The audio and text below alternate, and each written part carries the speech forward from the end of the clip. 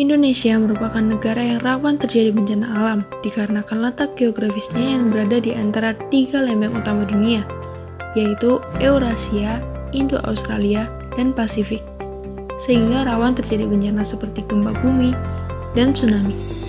Indonesia juga sangat rawan bencana hidrometeorologi, contohnya seperti banjir, puting beliung, dan tanah longsor. Berdasarkan data dari Badan Nasional Penanggulangan Bencana, tercatat bahwa terdapat sekitar 2,2 juta orang terdampak bencana banjir, mulai dari luka-luka, menderita dan mengungsi, hingga tak sedikit yang hilang dan meninggal. Hal ini diperparah dengan data bahwa bencana banjir merupakan bencana kedua yang paling sering terjadi setelah puting beliung. Ada beberapa faktor yang menyebabkan terjadinya banjir.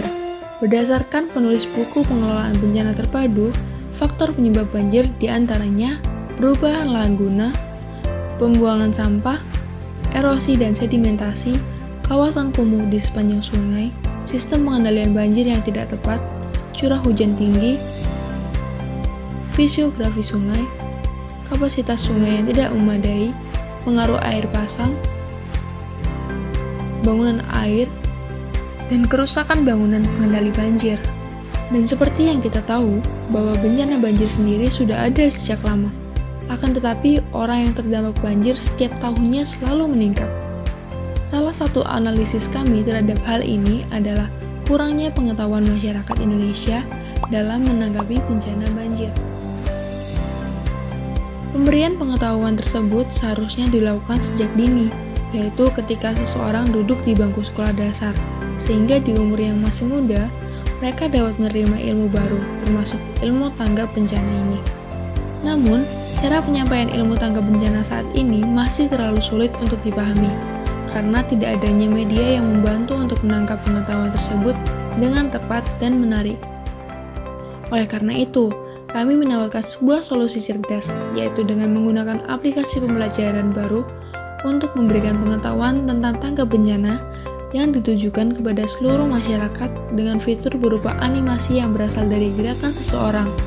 User dapat berinteraksi dengan animasi yang ditampilkan menggunakan media kamera Kinect, sehingga metode pembelajaran menjadi lebih menarik, membuat user menjadi lebih aktif dan tidak membosankan. Senario aplikasi ini mengacu pada buku Saku Tanggap Bencana tahun 2018 tentang bab banjir. Poin-poin yang diambil dari buku saku adalah ketika terjadinya bencana, user akan melakukan kegiatan untuk menyelamatkan diri dari bencana banjir secepatnya, berupa menyelamatkan barang-barang ke tempat yang lebih tinggi, mematikan saklar listrik, dan membawa makanan minuman ketika melakukan evakuasi. Cara kerjanya adalah user harus berdiri kurang lebih sejauh 300 cm di depan kamera Kinect. Kinect akan mendeteksi objek apapun di dalam ruangan, termasuk tubuh kita. Nah, pada saat ini, Kinect akan mendeteksi gerakan dan bayangan user, sehingga sekarang Kinect memiliki rangka tubuh manusia tersebut atau gambar skeletonnya. Skeleton itulah yang dijadikan bahan karakter di dalam aplikasi. Skeleton yang telah menjadi karakter dalam aplikasi akan bergerak untuk menjadi objek dan akan terjadi collision detection. Fungsi collision detection adalah untuk mengambil, meletakkan, dan berinteraksi dengan objek.